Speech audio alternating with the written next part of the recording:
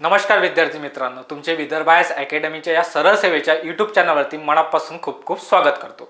बघा, आजच्या टॉपिकमध्ये आपण काय करूयात की भारतीय राज्यघटनेमध्ये जे आपलं भारतीय संविधान आहे त्याच्यामधले जे एकूण भाग 22 आहे, अनुसूच्या 12 आहेत आणि टोटल अनुच्छेद ज्याला आपण कलमे सुद्धा म्हणतो ज्या 395 आहे, याच्याविषयी काय करूयात की सविस्तर माहिती बघूयात।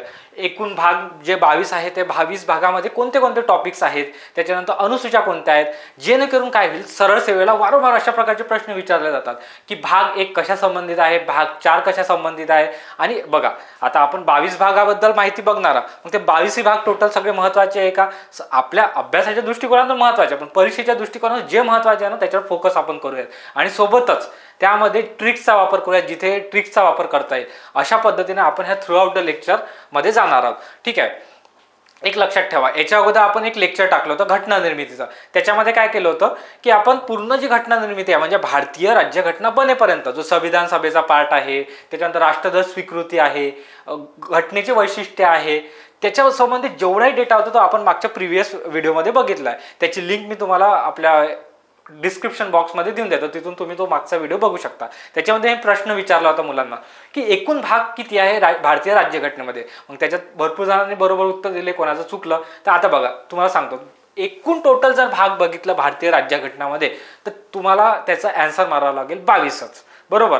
त्याचं उत्तर येणार तुमचं 22। बघा, आता ह्या लेक्चरमधून तुम्ही ॲटलिस्ट 1 किंवा 2 मार्क घेऊन जाणार आहे जर सरळ सेवेचा तुम्ही तयारी करत असणार तर। म्हणून फोकस आणि कॉन्सन्ट्रेशन ना बघा, काय करा, तुम्हाला अगोदर पण सांगितलेलं आहे, एक कोरं पेज घ्या आणि मी जेवढी इन्फॉर्मेशन देतो हार्डली तुम्हाला सांगतो एखाद्या पेजमध्ये सगळी इन्फॉर्मेशन बसेल, तुमच्या हँड रिटन्समध्ये लिहून टाका। मी तुम्हाला नोट्स पण देऊ शकलो असतो, पण ते कसं आहे, प्रिंटिंग नोट्स आणि हँड रिटन नोट्समध्ये फरक पडते। मग तुम्ही काय करा, जे डिक्टेट करतो ते एका पेजवर लिहा आणि त्याची रिव्हिजन करा। बघा, तुम्हाला कधी ना कधी त्याचा रिकॉल आणि रिव्हिजनमध्ये फायदा होईल। आता आपण जे 22 भाग आहे त्या 22 भागामधले एक एक भाग बघूयात आणि सिंपलमध्ये, जास्त त्याच्यात कॉम्प्लिकेशन करू नये। जेव्हा जेव्हा आपल्याला हे नेक्स्ट व्हिडिओ होईल त्याच्यात मग ह्या भागामधले काय महत्त्वाच्या कलमा आहेत, त्याच्या संबंधीच्या ज्या तरतुदी आहेत, जे परीक्षेला विचारल्या जाऊ शकते, मग त्याच्यामध्ये डिटेल्समध्ये जाऊयात। आता काय करूयात, फक्त एवढं बघूयात की भाग 1 मध्ये कोणता विषय दिलेला आहे। तर भाग 1 मध्ये संघ राज्याचे नाव व राज्यक्षेत्र दिलेलं आहे। कुठून? कलम 1 ते 4 म्हणजे भारतीय राज्यघटनेमध्ये कलम 1 ते 4 मध्ये संघ राज्य व नाव व राज्यक्षेत्र याच्याविषयी 4 कलम दिलेले आहे। बघा, आजचं लेक्चर जे विद्यार्थी ज्यांना भारतीय राज्यघटनेबद्दल माहीत सुद्धा नसेल की काय आहे काय नाही, फक्त माहिती आहे की संविधान आहे बा, त्या विद्यार्थ्यांना पण खूप फायदा होईल। म्हणजे ऑलमोस्ट तुम्हाला सगळ्या गोष्टी याच्यामधल्या माहीत पडून जातील की भारतीय राज्यघटनेमध्ये काय आहे। म्हणजे असं प्रकार की एका प्रकारचा आपण क्रक्सच बघतोय, त्याच्यानंतर आपण डीपर व्हर्जनमध्ये समोर जाणार आहोत। आज काय बघायचं आहे तुम्हाला, फक्त एवढं पाठ करायचं आहे की भाग 1 मध्ये भारतीय राज्यघटनेच्या भाग 1 मध्ये काय दिलेलं आहे, संघ राज्याचे नाव व राज्यक्षेत्र दिलेलं आहे। बरं सर, संघ व राज्यक्षेत्र म्हणजे काय म्हणणं, याचं म्हणणं काय आहे? सोप्या भाषेत सांगतो। आता कोणती एखादी जर गोष्ट असलं तर पहिले कुठून गोष्ट सुरुवात होते, नावापासून सुरुवात होते। मग भारतीय राज्यघटनेचा भाग 1 जे दिलेला आहे ना, त्याच्यामध्ये भारतात जे राज्य आहे त्यांची राज्यक्षेत्र कसे असणार आहे, ते विभागल्या गेल्यानंतर त्यांचं कोण त्याच्याबद्दल निर्णय घेऊ शकते, संसद घेऊ शकते, राष्ट्रपती घेऊ शकते। तर मग याच्या डिटेल्समध्ये भारताच्या राज्य आणि घटक राज्य जे आहे त्याच्याविषयी डिटेलमध्ये याच्यामध्ये दिलेलं आहे। मग ते काय दिलेलं आहे, ह्या कलम 1 ते 4 मध्ये आपण नंतर जेव्हा नेक्स्ट व्हिडिओ बघूया त्याच्यामध्ये डिटेलमध्ये जाऊयात। आज काय करूयात, फक्त 1 बाय 1 जेवढे भाग आहे तेवढे आपण पूर्ण डिस्क्रिप्टिव्हली जे महत्त्वाचे ते बघून घेऊयात। बघा, आता तुम्हाला एक इथं इमेज दिसत असेल, बरोबर? तर ह्या भाग 1 मध्ये सुरुवातीचं जे म्हणजे जेव्हा छापील आपलं भारतीय संविधान होतं त्याच्यामध्ये अशा प्रकारे तुम्हाला सुरुवातीला एक इमेज दिसेल आणि त्याच्या बाजूनं अशा पद्धतीनं नाव होतं, संघ राज्याचे नाव व राज्यक्षेत्र। हे मूळ घटनेतलं जे इमेज आहे ते आपण घेतलेली आहे, बरोबर? आता आयोग असं काही विचारत नाही तुम्हाला की भाग 1 मध्ये कोणत्या प्रकारची इमेज आहे, आपल्याला ते काही लक्षात ठेवण्याची गरज नाही। पण एक युनिक, आता बघा आपण राज्यघटना बघतच आहोत, मग एखादी नवीन इन्फॉर्मेशन म्हणून तुम्हाला फक्त शो करतोय की भाग 1 मध्ये अशा प्रकारचं चित्र होतं। ठीक आहे, त्याचं काहीतरी हिडन मिनिंग पण राहते, पण आपण तेव्हा हिडन मिनिंग मध्ये जाऊ नये। एक एवढंच आहे की याच्यामधून एक आपली भारतीय संस्कृती, आपली भारताची जे काही म्हणजे कल्चर आहे त्याच्याबद्दल आपल्याला एक इन्फॉर्मेशन भेटून जाते त्या इमेजेसमधून, बरोबर?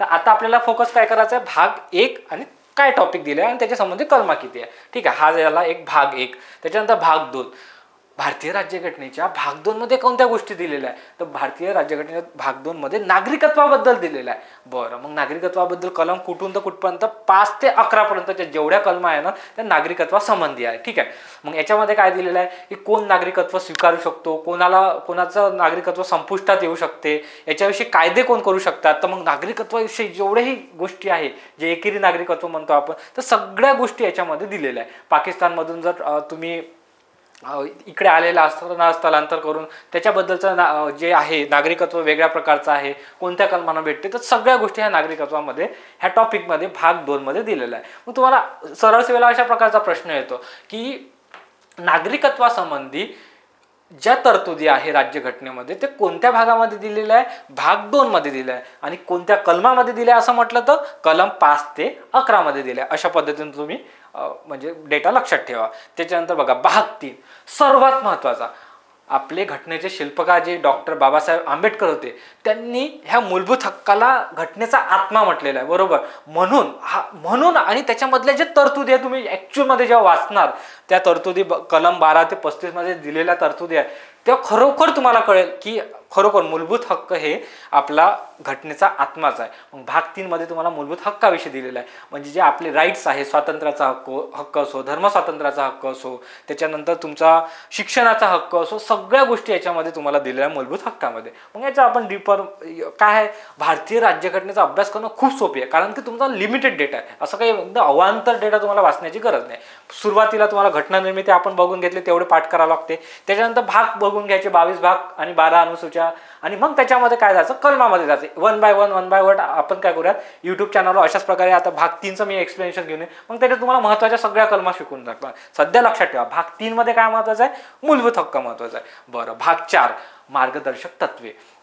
मार्गदर्शक तत्वे म्हणजे काय, DPSP. बरोबर, इंग्लिशमध्ये तो आहे directive principle of state policy. ठीक आहे, तर मार्गदर्शक तत्वेमध्ये काय दिलेलं आहे, तर मार्गदर्शक तत्वेमध्ये जे राज्य आहे, जे घटक राज्य आहे त्यांना डिक्टेट केलं आहे की तुम्ही राज्य कशा प्रकारे चालवलं गेलं पाहिजे. म्हणजे राज्यांवर काहीतरी बंधन टाकलेलं आहे असं म्हणू शकता तुम्ही. बरोबर, परंतु मूलभूत हक्क जर तुम्ही बघितलं तर हे न्यायप्रविष्ट आहे.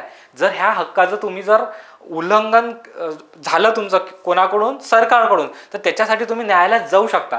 पण याच्यामधल्या ज्या तरतुदी आहे भाग 4 मध्ये मार्गदर्शक तत्वामध्ये, त्याच्यामध्ये तुम्ही त्या ज्या तरतुदी आहे त्या न्यायप्रविष्ट नाही आहे. म्हणजे याच्यावरून तुम्ही असं म्हणू नाही शकत. याच्यामध्ये जर समजा एखादी कलम अशी आहे की स्त्री पुरुषांना समान वेतन असलं पाहिजे, म्हणजे समान वेतन देण्याची सोय सरकारनं केली पाहिजे असं कलम आहे याच्यामध्ये, मग तुम्हाला ते राज्याला बंधनकारक आहे का, नाही, पण त्याची मॉरल रिस्पॉन्सिबिलिटी आहे ते करून घेण्याची. मग त्याच्यासाठी तुम्ही जाऊ नाही शकत न्यायालयामध्ये की ही तरतूद बरोबर लागू होत नाही तर आम्ही न्यायालयात जातो. बरोबर, तर अशा काही कलम आहेत, मग ते पण तुम्हाला पद्धतशीर समजून सांगणार. सध्या लक्षात ठेवा भाग 4 मार्गदर्शक तत्वे कलम 36 ते 51 ह्या दरम्यान मार्गदर्शक तत्वे आपले टोटल दिलेलं आहे. बरं, बघा आता भाग 4A. भाग 4A काय म्हणते बघा, भाग 4A काय म्हणते की मूलभूत कर्तव्य दिलेलं आहे. हे मूलभूत कर्तव्य काय आहे की नागरिकांनी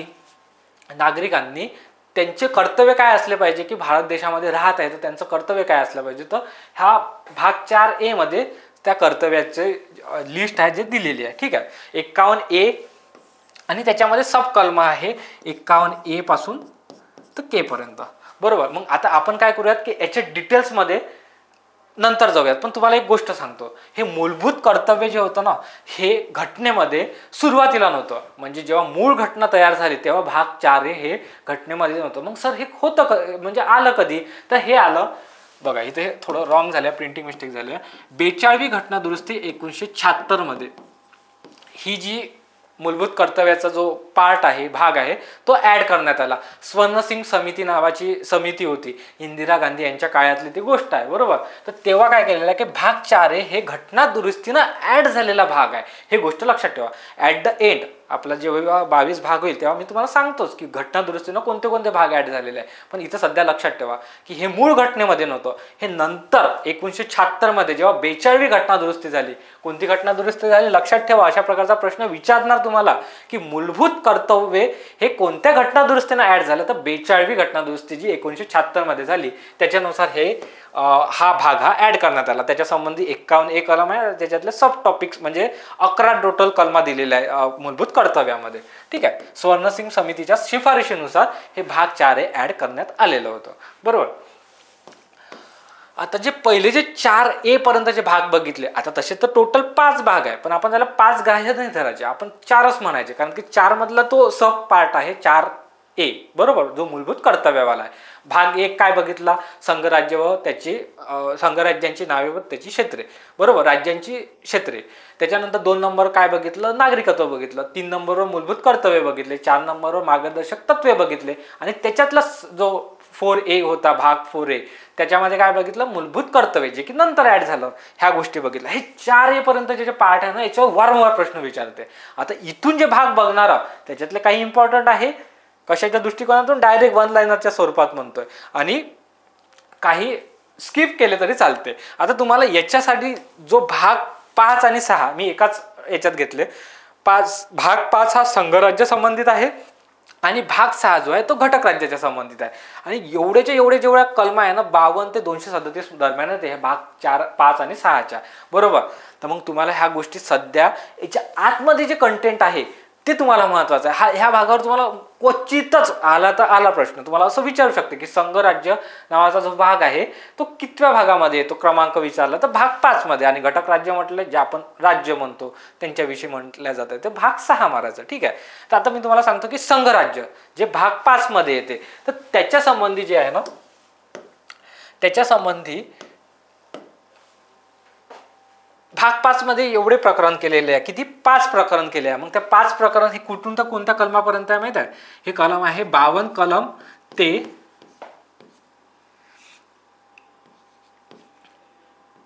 152, बरोबर. तर ह्या कलमा दरम्यान जो डेटा आहे, आय थिंक मी कलम विसरतोय, आपण कलम सध्या बघू नये. संघराज्य जे भाग 5 मध्ये त्याच्यातले 5 प्रकरण आपण बघून घेऊयात, ठीक आहे. तर प्रकरण 1 कार्यकारी यंत्रणा, प्रकरण 2 मध्ये काय दिलंय, संसद दिलंय. आता कार्यकारी यंत्रणा म्हणजे काय की राष्ट्रपती झालं, उपराष्ट्रपती झालं, यांच्याबद्दलची जेवढी इन्फॉर्मेशन आहे ना, तर सर्व इन्फॉर्मेशन तुम्हाला कार्यकारी यंत्रणेमध्ये येऊन जाते. त्याच्यानंतर संसद सोबतच इथं जे आपले महाधिवक्ता आहेत, सॉरी महान्यायवादी आहे कलम 76 मध्ये, बरोबर.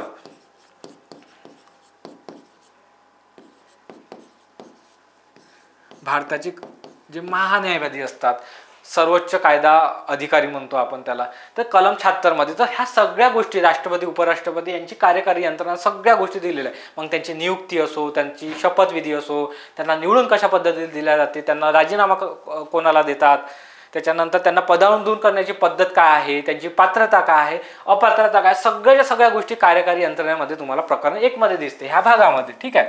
त्याच्यानंतर प्रकरण 2 मध्ये तुम्हाला संसद, मग संसदेविषयी सगळंच, जे लोकसभा राज्यसभा असेल त्याचे जे सदस्य निवडून कशा पद्धतीने येतात, डबल सदस्य झाले तर मग कोणाला राजीनामा द्यावा लागते, मग सगळ्या गोष्टी ज्या आहे ह्या संसदेमध्ये येते. हा संसदेचा चॅप्टर खूप मोठा आहे, बरोबर. तर मग ते आपण त्याच्यातल्या जे वन लाइनर आहे ते तर घेऊयाच, पण लक्षात ठेवा कशामध्ये ते संघराज्यामध्ये येते. मग प्रकरण 3 मध्ये काय दिलंय, राष्ट्रपतींचे जे वैधानिक अधिकार आहे, ते प्रकरण 3 मध्ये तुम्हाला दिसते. आणि प्रकरण 4 मध्ये संघराज्याची न्याय यंत्रणा म्हणजे सर्वोच्च न्यायालय जे आहे.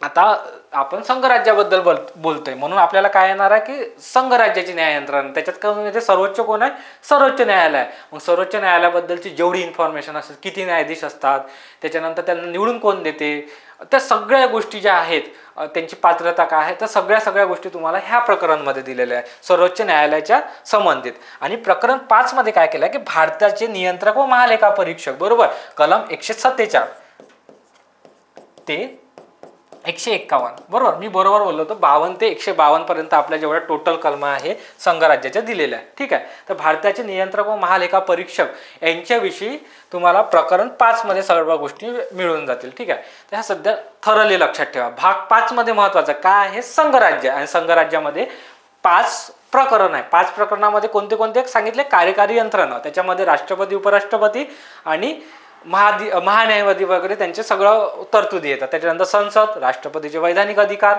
संघराज्याची न्याय यंत्रणा, सर्वोच्च न्यायालयाबद्दल आणि जे कॅग म्हणतो आपण भारताचे नियंत्रक व महालेखा परीक्षक सध्या कोण आहे, संजय मूर्ती आहे बरोबर, 15वे कॅग. तर त्यांच्याविषयी सगळ्या ज्या इन्फॉर्मेशन आहे त्या सगळ्या गोष्टी तिथे दिल्या जातील. आता आपण काय बघूया, भाग 6 मध्ये बघूयात. भाग 6 मध्ये काय दिलेलं आहे, घटक राज्य यांची माहिती दिलेली आहे. मग हे घटक राज्य म्हणजे काय, जसं आपलं महाराष्ट्र आहे, पश्चिम बंगाल आहे, मग ह्या राज्यांसाठी कशा प्रकारची सगळ्या प्रकारे युनिफॉर्म एक सिस्टीम असली पाहिजे, त्या संबंधित राज्यघटनेमध्ये 6 प्रकरण दिले आहे. आता असं जर आयोगानं तुम्हाला हे केलं, स्पिन केलं, आयोग आता तुम्हाला हे माहीतच असेल की सरळ सेवेचे पेपर काढणार आहेत. मग आयोगाच्या अशा प्रकारचे दिमाग खूप खतरनाक चालतात. आता पोरांना माहिती आहे भाग 6 मध्ये घटक राज्य आहे. डीप जर तुम्हाला विचार गेले सरळ सेवेमध्ये असं विचारू शकते, भाग 6 मध्ये एकूण प्रकरण किती आहे, मग तेव्हा चुकायला नको. प्रकरण 5 मध्ये भाग 5 मध्ये किती प्रकरण आहे, 5 प्रकरण आहे. आणि भाग 6 मध्ये किती प्रकरण आहे, 6 प्रकरण आहे. अशा पद्धतीने तुम्ही लक्षात ठेवू शकता. बघा, मग प्रकरण 1 मध्ये सर्वसाधारण काही तरतुदी दिल्या आहे, 2 मध्ये कार्यकारी यंत्रणा दिल्या आहे. जसे तिकडे राष्ट्रपती होते, इकडे कोण येणार, राज्यपाल येणार. मग राज्यपालांबद्दल आणि महाधिवक्ता, भारताचे महाधिवक्ता यांच्याबद्दल दिलं आहे. तिकडे न्यायवादीसाठी 76वी कलम होती, इथं महाधिवक्त्यासाठी 165वी कलम आहे. मग त्याच्यातल्या सगळ्या तरतुदी. मग राज्य विधानमंडळ, मग राज्य विधानमंडळमध्ये कोणत्या गोष्टी येईल, तिकडं लोकसभा राज्यसभेबद्दल दिलेलं आहे, इथं विधानसभा विधानमंडळ याच्याबद्दल दिलेलं आहे. ठीक आहे. प्रकरण 3 मध्ये मग त्याच्या त्या अपात्रता झाल्या, पात्रता झाल्या, त्याची निवडणुकीची पद्धत झाली. त्याच्यानंतर जे संसदीय राज्य विधिमंडळाची जी पद्धत असते एखादा कायदा पारित करून घेण्याची, तर सर्वच्या सर्व तरतुदी ह्या राज्य विधिमंडळाच्या चॅप्टरमध्ये येऊन जातात. प्रकरण 4 मध्ये बघा काय म्हणते, राज्यपालांचे जे वैधानिक अधिकार आहेत त्याच्याविषयी दिलेल्या तरतुदी आहेत. प्रकरण 5 मध्ये काय दिलं, राज्यामधील उच्च न्यायालय. बघा, जसं तिकडं सर्वोच्च न्यायालयाबद्दल माहिती दिली होती, आता इकडे उच्च न्यायालयाबद्दल आणि कनिष्ठ न्यायालयाबद्दल ह्या प्रकरणामध्ये माहिती दिली जाईल. बघा, प्रकरण 6 मध्ये दुय्यम न्यायालय, जे म्हटलं ना तुम्हाला कनिष्ठ न्यायालय, त्याच्याबद्दल माहिती मिळेल. असं झालं तुमचं घटक राज्याचा भाग 6. ठीक आहे.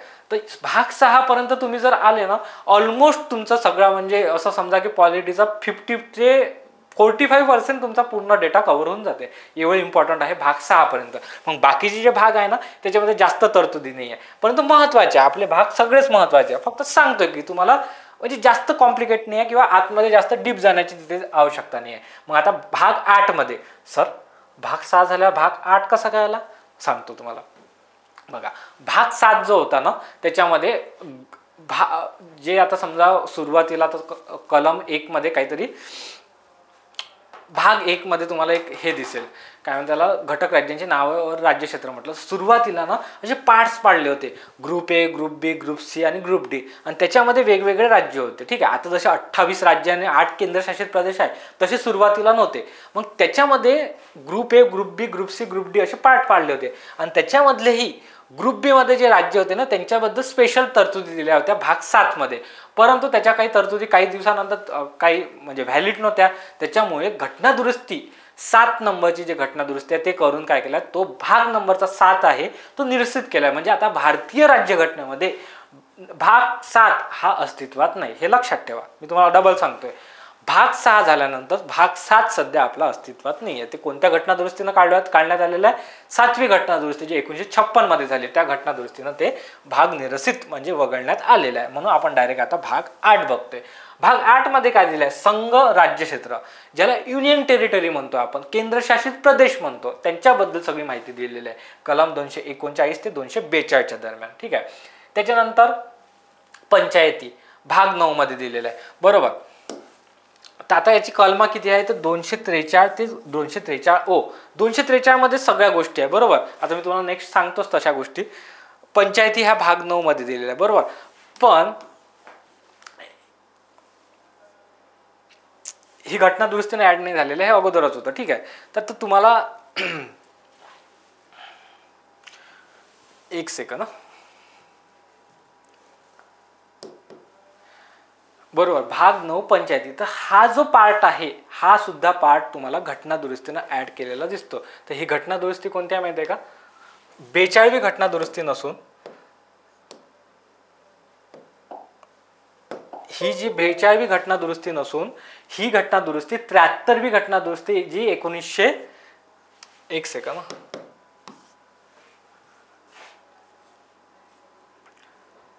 ठीक आहे बघा, जो भाग 9 आहे पंचायतीचा, तो जो आहे 42व्या घटना दुरुस्तीने ऍड झालेला नाही आहे. इथं प्रिंटिंग मिस्टेक झाली आहे, 2 ठिकाणी झाली होती. मी तुम्हाला अगोदर पण सांगितलं, एक मूलभूत कर्तव्य हे 42व्या घटना दुरुस्तीने झालं, पण भाग 9 जो आहे हा कोणत्या घटना दुरुस्तीनं पाठ झाला, सॉरी ऍड झाला, हा झाला 73वी घटना दुरुस्ती, जी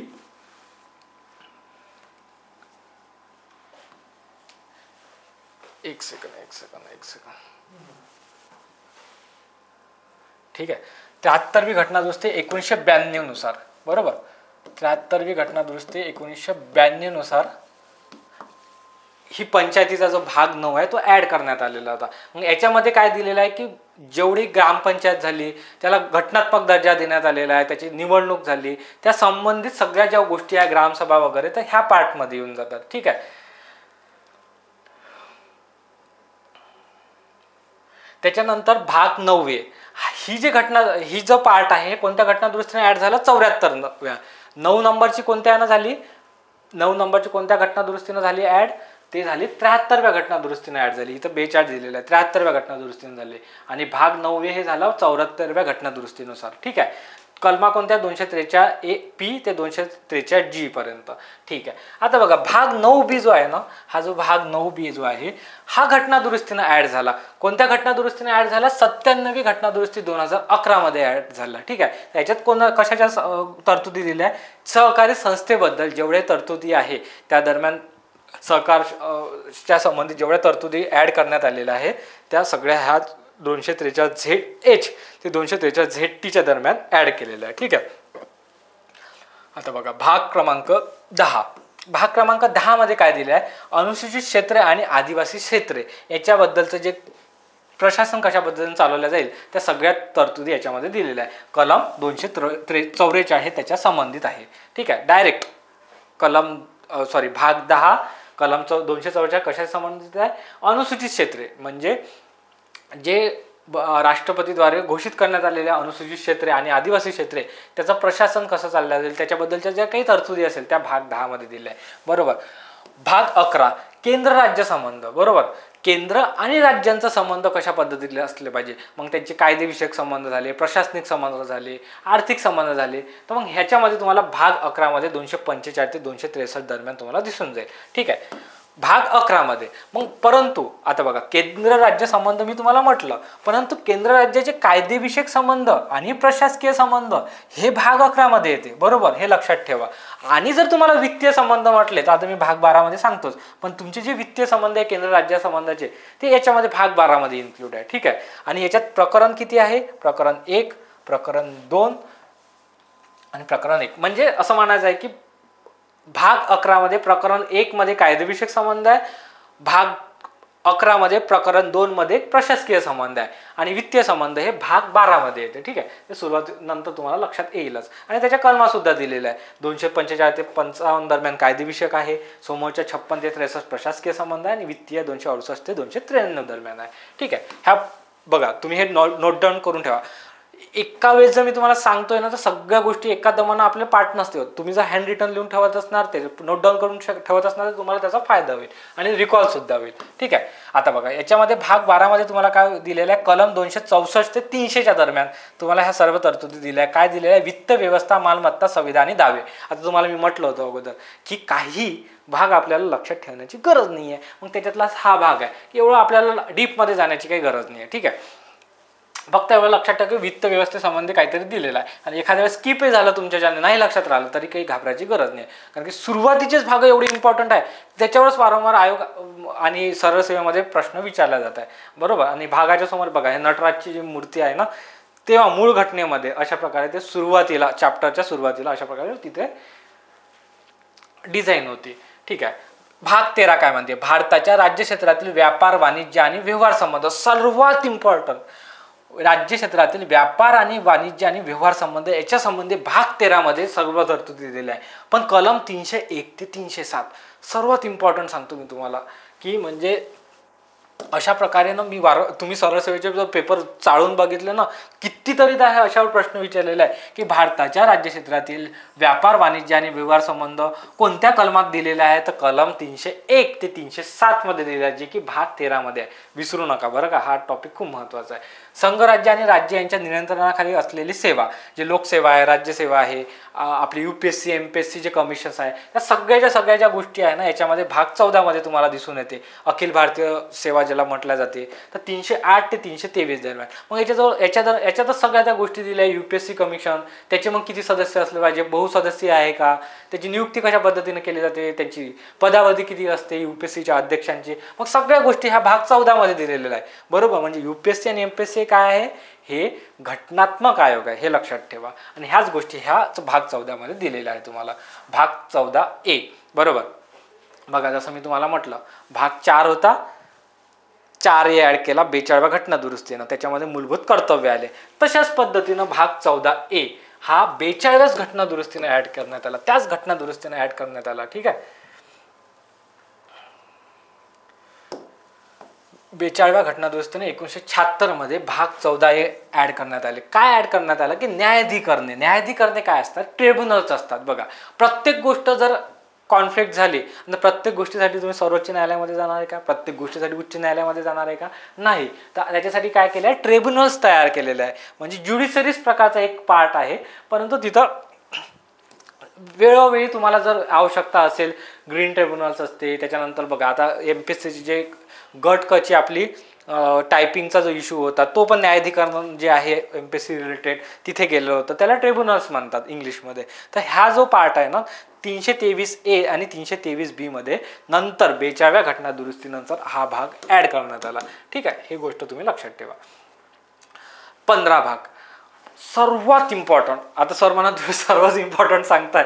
बघा, आपली राज्यघटनाच एवढी इम्पॉर्टंट आहे, तर सगळ्या गोष्टी आपल्याला पाठ करणं महत्त्वाचं आहे. मग काही स्किप करायला पण सांगतोय, पण त्याच्यातला हा पार्ट स्किप करू नका. भाग 15 कलम 324 ते 329 ह्या दरम्यानच्या कलमा पण खूप महत्त्वाच्या आहे. याच्यातल्या जो आतमध्ये कंटेंट दिला तो पण महत्त्वाचा आहे. आणि हा भाग पण लक्षात ठेवणं महत्त्वाचं आहे की भारताच्या ज्या निवडणुका होतात त्या कशा पद्धतीनं पार होतात, निवडणूक आयोग जो आहे तो कशा पद्धतीनं कार्य करते किंवा त्याची रचना काय, तर सगळ्या ह्या जो घटनात्मक जो आयोग म्हणतो ना, त्याच्या संबंधित सगळ्या घटना हे दिल्या आहे तुम्हाला. बघा, सरळ सेवेला असा प्रश्न येते की प्रौढ निवडणुकीद्वारे आपली हे होईल, काय म्हणतात, मतदान करतील बा म्हणून लोक निवडून देतील. मग ती 326 मध्ये ते तुम्हाला तरतूद दिलेली आहे. बरोबर, तर त्या सगळ्या गोष्टी आहे ना, ह्या भाग 15 मध्ये ॲड केलेल्या आहे. मग त्या गोष्टी तुम्हाला माहीत असायला पाहिजे. सध्या लक्षात काय ठेवा, भाग 15 मध्ये निवडणुकीचा पार्ट आहे. बघा, शिवाजी महाराज यांचा फोटो सुद्धा आहे. बरोबर, आणि हे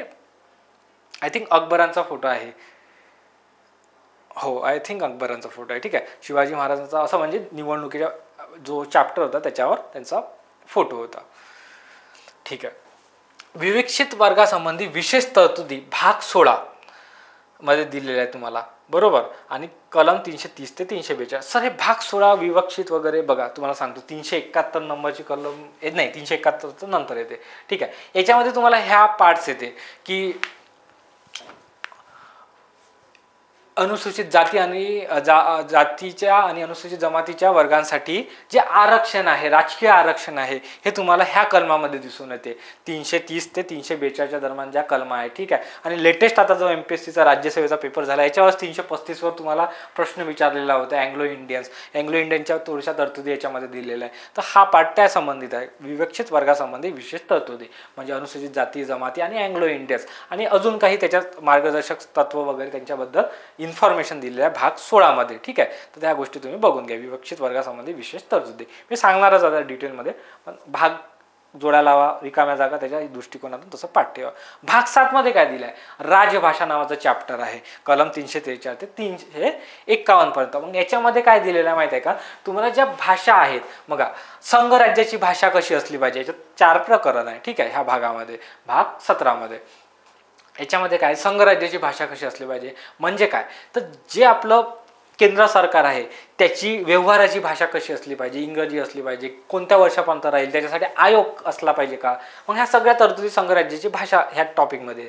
प्रादेशिक भाषा म्हणजे घटक राज्य इन द सेन्स आपली साधारण जे आपण राज्य, आता बघा आपण वारंवार ना राज्यांना घटक राज्य म्हणत नाही, पण ते ॲक्च्युली त्याचं जो वर्डिंग आहे ना, आपण एखाद्या राज्याला जर संबोधायचं म्हटलं तर घटक राज्य म्हणून संबोधायला पाहिजे. ठीक आहे, भारतीय राज्यघटनेच्या वर्डिंगनुसार त्या प्रादेशिक भाषा ज्या घटक राज्यांच्या असणार त्या कशा पद्धतीने असणार त्या इन्फॉर्मेशन दिलेलं आहे. सर्वोच्च न्यायालय, उच्च न्यायालय आणि इत्यादींची भाषा म्हणजे जो आता समजा एखादा ऑर्डर निघणार आहे सर्वोच्च न्यायालयाचं त्याची भाषा कोणती असली पाहिजे, मराठी, हिंदी, इंग्लिश, तर त्याच्याबद्दल काही तरतुदी दिलेल्या आहे. आणि विशेष निर्देशक तत्वे, आता एवढा काही या प्रकरण महत्त्वाचं नाही, पण हे 3 प्रकरण महत्त्वाचे आहे. तुम्हाला याच्यात सगळ्या गोष्टी दिलेल्या आहे किंवा भाषा संबंधित व्यवहार कोणत्या भाषेमध्ये असल्या पाहिजे अशा सगळ्या त्या गोष्टी त्या चॅप्टरमध्ये दिल्या. मोस्ट इम्पॉर्टंट भाग 18वं वरिष्ठ धोक्याचं म्हणतो ना आपण, ते 18वं वरिष्ठ धोक्याचं म्हणजे आणीबाणी. बरोबर, आपण म्हणतो धोका म्हणजे काय, एक प्रकारे आणीबाणीचा आहे, असा प्रकारे जर तुम्ही लिंक केलं तर तुमच्या लक्षात राहील. भाग 18 मध्ये कलम 352 ते 360च्या तरतुदी दिल्या आहे. बरोबर, जवळपास 8 कलम आहे त्याच्यामध्ये आणीबाणी दिलेल्या आहे. तर मग एकूण आणीबाणी किती प्रकारच्या आहे, मग त्या एकूण आणीबाणी कोणत्या कोणत्या आहे, आपल्या 3 प्रकारच्या आणीबाणी आहे. बरोबर, एक राष्ट्रपती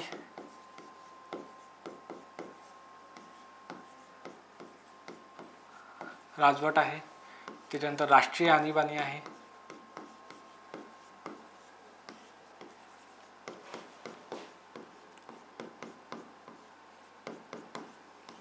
आणि एक वित्तीय आणीबाणी आहे. बरोबर,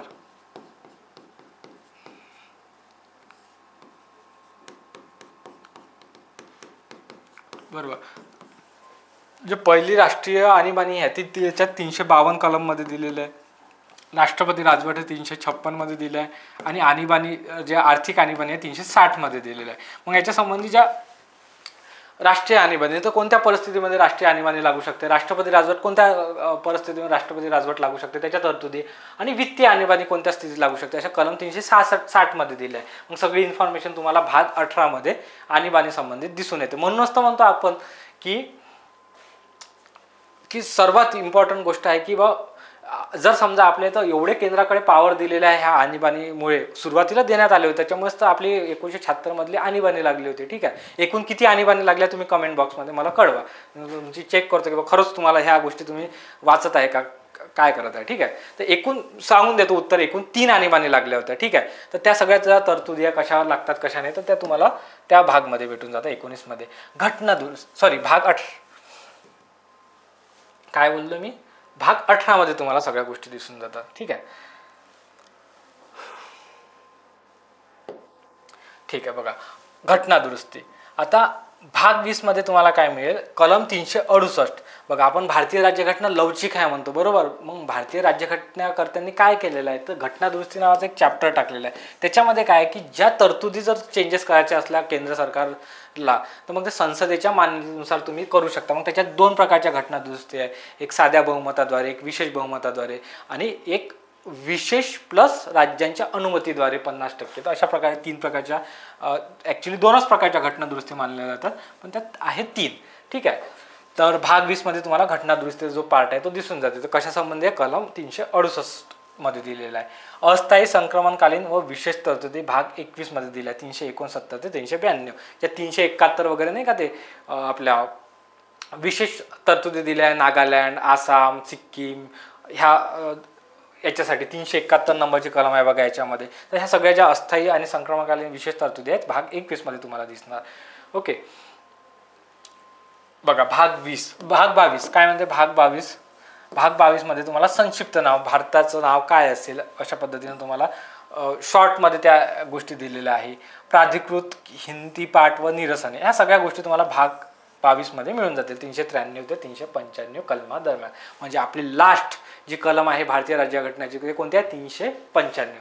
ठीक आहे, ह्या झाले टोटल 22 भागाबद्दल आपण सर्व इन्फॉर्मेशन बघितली. बघा मी रिपीट याच्यासाठी करतोय तुम्हाला तेव्हा कारण की तुम्हाला लर्न झालं पाहिजे, आणि लर्न झाल्यानंतर तुम्ही जर एकदा हँड रिटन लिहून ठेवलं की तुमच्या त्या सगळ्या गोष्टी पाठ होणार आहे. आता बघा मी तुम्हाला लास्ट सुरुवातीला म्हटलं होतं की एक तुम्हाला सांगतोय की घटना दुरुस्तीनं कोणत्या आपल्या हे झालेलं आहे, भाग ॲड झालेला आहे. भाग 8 भाग 7 राज्यघटनेतून वगळण्यात आलाय. तुम्हाला सांगितलं होतं 7व्या घटनादुरुस्तीनं वगळण्यात आलेलं होतं, बरोबर. त्याच्यानंतर 42व्या घटनादुरुस्तीनुसार 2 भाग ऍड करण्यात आले. बघा तिथं प्रिंटिंग मिस्टेक होते, आपण सुरुवातीला व्हिडिओ जेव्हा बघितला ना त्याच्यात प्रिंटिंग मिस्टेक होती, पण इथे नाही आहे. 42व्या घटनादुरुस्तीनं 4A नावाचा जो भाग आहे मूलभूत कर्तव्य ते ऍड झालेला आहे. आणि भाग 14A जो न्यायाधिकरण जो आपण म्हणतो ना ते 42व्या घटनादुरुस्तीने ऍड झालेला आहे. 73व्या घटनादुरुस्तीने काय झालं, पंचायती नावाचा चॅप्टर ऍड झाला. इथे पण प्रिंटिंग मिस्टेक झाली, लक्षात ठेवा, ते चुकलं होतं, पण हे बरोबर आहे. 73व्या घटनादुरुस्ती 1992 भाग 9 ऍड झाला. 74व्या घटनादुरुस्तीनं काय झालं, 9A नगरपालिका ऍड झाला. आणि 97व्या घटनादुरुस्ती जे 2011 मध्ये झाली, भाग 9B ऍड करण्यात आला, त्याच्यात सहकारी संस्थेविषयी तरतुदी दिलेल्या आहे. तर ह्या ज्या भाग आहे ह्या घटनादुरुस्तीने ऍड झालेला आहे, एवढं तुम्ही लक्षात ठेवा. ठीक आहे. आता इथं आपण संपूर्ण गोष्टी ज्या भागासंबंधी आहेत सगळ्या गोष्टी बघितल्या, म्हणजे तुम्हाला आता इथं प्रॉब्लेमच जायला नको की भाग 1 पासून तर भाग 22 पर्यंत कोणत्या कोणत्या गोष्टी दिल्या. मी अपेक्षित करतो की तुम्ही त्या नोट डाऊन करून ठेवल्या. आता आपण काय बघूयात, एक सुरुवातीचा पार्ट झाला हा. आता आपण सगळ्यात शेवटचा पार्ट बघूया की राज्यघटनेच्या सगळ्यात शेवटी ना एक अनुसूच्या नावाचा, त्याला परिशिष्ट पण म्हटलं जाते, तो पार्ट जोडलेला आहे. आणि त्याच्यामध्ये काय दिलेलं आहे की वेगवेगळ्या तरतुदी आहेत. मग त्या तरतुदी कशा संबंधित आहे, पगार झाले, शपथ झालं, तर ह्या सगळ्या गोष्टी त्याच्यामध्ये दिलेल्या आहे. मग आपण तेच बघूया की एकूण अनुसूच्या किती आहे भारतीय राज्यघटनेमध्ये. सद्यस्थितीत 12 आहे, पण मूळ घटनेमध्ये किती होते आताच सांगून ठेवतो तुम्हाला. मूळ घटनेमध्ये 8 होत्या आणि त्याच्यानंतर ते 4 ज्या अनुसूच्या आहे 9, 10, 11, 12 ह्या 4 ज्या अनुसूच्या आहेत त्या घटनादुरुस्तीने ऍड केल्या. आणि त्याच्यामध्ये काय तरतुदी आहे ते पण मी तुम्हाला सांगतो. मग सुरुवातीला आपण ज्या 8 आहे ना आपल्या, त्या सगळ्या ज्या अनुसूच्या पाठ करून घेऊयात. ठीक आहे. अनुसूची 1 मध्ये काय दिलं आहे, घटक राज्यांची नावे व त्यांचे राज्यक्षेत्र. घटक राज्य म्हणजे काय, आपले साधारण जे राज्य आहे महाराष्ट्र, गुजरात, कर्नाटक. मग असे किती राज्य आहे, असे टोटल किती राज्य आहे आपल्या इथं सध्या, मी सद्यस्थितीत म्हणतो, ते मागचं सोडून द्या, आपल्याला काय घेणं देणं नाही. सध्याची स्थिती किती आहे, सध्या घटक राज्य किती आहे, 28 आहे. आणि राज्यक्षेत्र म्हणजे UT किती आहे, सध्या 8 आहे. हे 2 आकडे पाठ करा. एकूण घटक राज्य जे राज्य म्हणून संबोधले जाते 28 आहे. आणि UT युनियन टेरिटरी केंद्रशासित प्रदेश किती आहे, 8 आहे. यांची जी नावे आहे ना ते ह्या अनुसूची 1 मध्ये दिलेलं आहे, बरोबर. काहीच कॉम्प्लिकेशन नाही आहे, याच्यात फक्त नावे दिले आहे कोणाचे, घटक राज्यांचे आणि राज्यक्षेत्रांचे. अनुसूची 2 मध्ये काय दिलेलं आहे, अनुसूची 2 मध्ये वित्त लब्धी, भत्ते, विशेषाधिकार यांची तरतूद दिलेली आहे. काही नाही 2 मध्ये. आता तुम्हाला नावे झाले घटक राज्यांचे, ते लक्षात राहिलं. अनुसूची 2 मध्ये याच्यामध्ये पगार दिलेला आहे. पगार लक्षात ठेवा, पगारावर मग सगळ्या गोष्टी लक्षात येते. वित्त लब्धी, भत्ते, विशेषाधिकार आणि यांची तरतूद म्हणजे राष्ट्रपतीचे पगार झाला, उपराष्ट्रपती झाला, आपले महालेखापाल जे महानियंत्रक व लेखापरीक्षक आहे यांचे झाले. त्याच्यानंतर उच्च न्यायालयाचे जे न्यायाधीश असतात त्यांचं पेन्शन झालं, सर्वोच्च न्यायालयाचे न्यायाधीशांचं जे पगार झाले. तर ह्या सगळ्या गोष्टी तुम्हाला अनुसूचित 2 मध्ये दिलेल्या आहे. अनुसूचित 3 मध्ये काय दिलं आहे, 2 मध्ये पगार, 3 मध्ये शपथ दिलेली आहे, शपथीचे नमुने दिलेले आहे, बरोबर. आता राष्ट्रपतींची शपथ आपल्याला दिलेली आहे की 59 कलम आहे.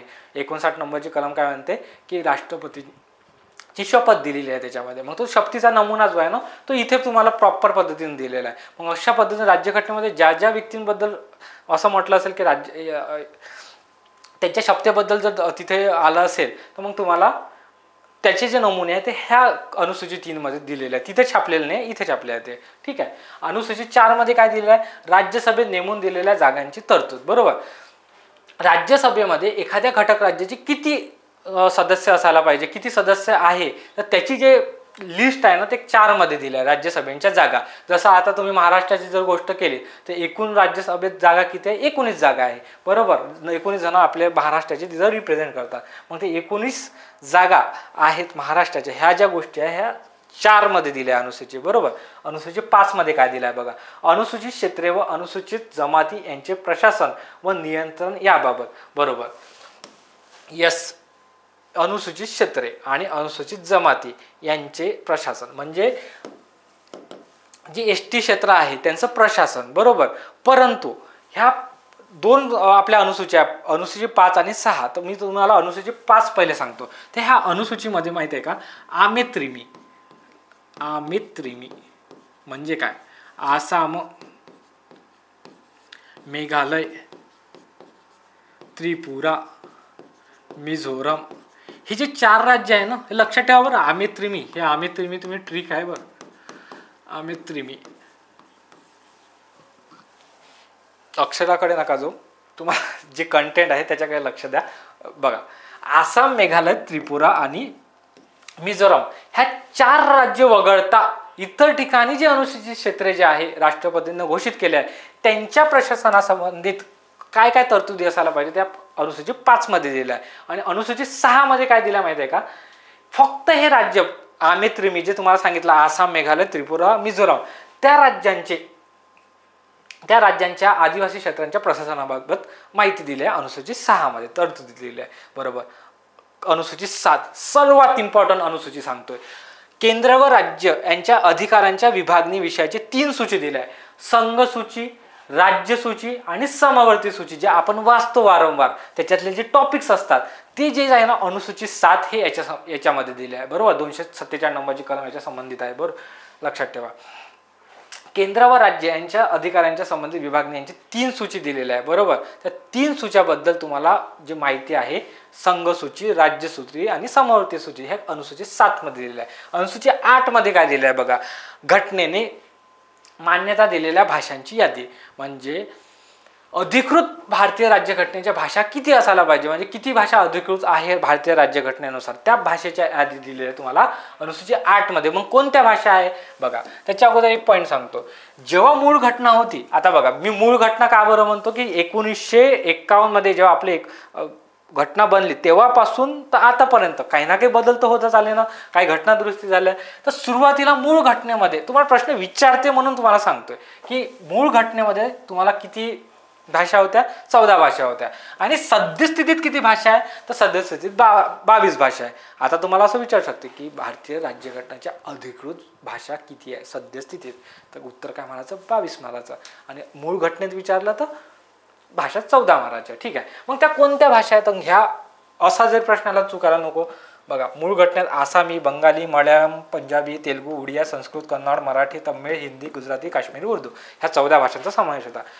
नंतर ह्या 4 घटना दुरुस्तीनं ह्या भाषा ऍड करण्यात आल्या. ठीक आहे. तर 21व्या घटना दुरुस्तीनं सिंधी नावाची भाषा ऍड केली. 71व्या घटना दुरुस्तीनुसार कोकणी, मणिपुरी, नेपाळी ह्या 3 भाषा ऍड करण्यात आल्या. ट्रिक लक्षात ठेवू शकता तुम्ही. बघा, नमक, नेपाळी, मणिपुरी आणि कोकणी. ठीक आहे. 92 नंबरचे बघा, बोडो, डोगरी, मैथिली, संताली याची ट्रिक तुम्ही अशी लक्षात ठेवा. BDMS, बोडो, डोगरी, मैथिली, संताली, बोडो डोगरी, मैथिली, संताली. ठीक आहे. 92व्या घटना दुरुस्तीने ऍड झाले. 96 नंबरच्या घटना दुरुस्तीनं काय झालं की ओरियन भाषेचे नाव हे उडिया केले. बरोबर. हे जे उडिया नावाचं आहे ना, अगोदर इथे नाव काय होतं, ओरिया नाव होतं. बरोबर. त्याचं नाव काय केलं, भाषेचं उडिया केलं 96व्या घटना दुरुस्तीनुसार. अशा 3 घटना दुरुस्तीनं काही भाषा ऍड केल्या, 6 + 8 भाषा ऍड केल्या आणि 96व्या घटना दुरुस्तीनं फक्त भाषेचं नाव बदललं. हे झाली अनुसूची 8. आता इथून ज्या 4 अनुसूच्या बघणार आहोत ना, त्या काही घटना दुरुस्तीने नंतर ऍड केलेल्या आहे. बरोबर. तर मग ती अनुसूची बघा. अनुसूची क्रमांक 9 कलम 31B शी संबंधित आहे. हे मालमत्तेशी संबंधित आहे, म्हणजे मूलभूत हक्काच्या संबंधित आहे. एवढं डीपमध्ये जाण्याची गरज नाही, फक्त एवढं लक्षात ठेवा की कलम 31B शी संबंधित आहे अनुसूची 9. पहिली घटना दुरुस्ती 1951 नुसार हे ऍड झालेली आहे. बरोबर. कोण रे बा वारंवार इकडे तिकडे पळते तू. ठीक आहे. अनुसूचित 10. अनुसूचित 10 नुसार पक्षांतराच्या कारणावरून अपात्र होण्यासंबंधी तरतुदी. म्हणजे अनुसूचित 10 मध्ये काय दिलं आहे, पक्षांतर जे होते त्याच्या संबंधित अपात्र होण्यासंबंधी तरतुदी दिल्या आहे अनुसूचित 10 मध्ये. आणि कोणत्या घटना दुरुस्तीने ऍड केलं, 52वी घटना दुरुस्ती 1985 ने ऍड केलं. हा पॉईंट तुम्ही लक्षात ठेवा, म्हणजे ठेवा. अनुसूचित 10 पक्षांतराच्या संबंधित आहे, त्याच्यात अपात्रता दिलेली आहे पक्षांतर केलं तर कोणी, ज्या राजकीय मंडळींनी. पण कोणत्या घटना दुरुस्तीने ऍड झालं, 52व्या घटना दुरुस्तीने ऍड झालं. हे लक्षात ठेवा. 2 रिलेटेबल आपल्या अनुसूच्या आहे, 11वी आणि 12वी. 11वी मध्ये काय दिलं आहे, पंचायतीचे अधिकार, प्राधिकार आणि जबाबदाऱ्या दिलेल्या आहे. 73व्या घटना दुरुस्तीने ऍड झालं. बरोबर. कलम 43G शी संबंधित आहे आणि त्याच्यात 29 विषय इन्क्लूड आहे. हे झाले अनुसूची 11. आणि अनुसूची 12 कशा संबंधी आहे, नगरपालिका इत्यादींचे अधिकार, प्राधिकार आणि जबाबदाऱ्या संबंधी आहे. फक्त अनुसूची 12 लक्षात ठेवा, नगरपालिका. 11 पंचायती, अनुसूची 12 नगरपालिका 74व्या घटनादुरुस्तीने ॲड झाला आणि 243 संबंधित आहेत आणि याच्यात एकूण 18 विषयासंबंधी गोष्टी दिलेल्या आहे, बरोबर. जसं आपण बघितलं की 22 भाग होते, त्याच्यामध्ये काही एक भाग वगळण्यात आला, काही ॲड झाले, मग त्याचा एक चार्ट बघितला. तसाच अनुसूच्याचा चार्ट बघून घ्या. पहिल्या घटनादुरुस्तीने अनुसूची 9 ॲड झाली, 52व्या 10 अनुसूची ॲड झाली, 73वी घटनादुरुस्तीने अनुसूची 11 झाली, 74व्यानं अनुसूची 12 झाली. अशा पद्धतीनं काय आहे की तुम्हाला अनुसूच्या सुद्धा सगळ्या कोणत्या ॲड झाल्या ह्या गोष्टी तुमच्या लक्षात आल्या असेल. बघा, या लेक्चरमध्ये काय केलं आपण, एकूण 22 भाग, 12 अनुसूच्या, याच्यात जेवढं सविस्तर माहिती घेता येईल तेवढी माहिती घेतली. त्याच्या कलमा आपण बघितल्या, कोणत्या कोणत्या कलमा 395 पर्यंत कोणत्या भागामध्ये आहे, बरोबर. तर आय होप मी असं कन्सिडर करतो की मी जेवढा डेटा तुम्हाला सांगितलं तुम्ही पेपरवर लिहिला असणार, रिकॉल करा, रिव्हिजन करा, पाठ करा आणि पेपरला जर तुम्हाला 100%चा 1 ते 2 मार्काचा 100% तुम्हाला फायदा होईल. ठीक आहे. तर अशाच पद्धतीने काय करूया आपण, नेक्स्ट व्हिडिओ एखाद्या टॉपिकवर घेऊन यात, एखाद्या कलम घेऊयात किंवा इम्पॉर्टंट राष्ट्रपती, उपराष्ट्रपती किंवा तुमची डिमांड काही असेल, समजा पॉलिटिक्सच्या एखाद्या टॉपिकबद्दल, ते तुम्ही मला सांगा. त्या डिमांडनुसार आपण काय करूयात, इथून आता पॉलिटिक्सचे लेक्चर्स हळूहळू टाकणं सुरू करूयात. पण तुम्ही जर रिस्पॉन्स दिला चांगला तरच मग आपण ह्या गोष्टी कंटिन्यू चांगल्या पद्धतीने करू शकतो. म्हणून तुम्ही कळवल्याने आम्हाला कळेल किंवा तुम्हाला काय हवं आहे. ठीक आहे. मी अपेक्षा करतो की तुम्हाला हा व्हिडिओ चांगल्या पद्धतीने लक्षात आला असेल. तुमचे याच्या व्यतिरिक्त काही सजेशन्स असतील ह्या व्हिडिओला धरून किंवा इतर गोष्टी बाबतीत, ते तुम्ही कमेंट बॉक्समध्ये करू शकता. तोपर्यंत मी तुमची रजा घेतो. खूप खूप धन्यवाद. आणि एक गोष्ट लक्षात ठेवा की तुम्हाला याची जर PDF पाहिजे असेल तर मी विदर्भ सरळ सेवेचं जे चॅनल आहे टेलिग्रामचं त्याच्यावर टाकून देतो. ठीक आहे. ओके, भेटूयात आपण नेक्स्ट व्हिडिओमध्ये.